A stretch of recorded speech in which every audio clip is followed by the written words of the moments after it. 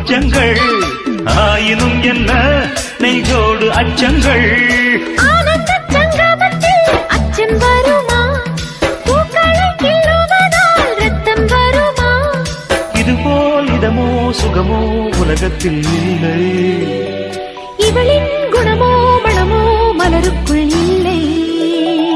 சேலை கட்டும் பெண்ணுக்கொரு வாசம் உண்டு கண்டு கொண்டே கண்களுக்குள் பள்ளி கொண்டே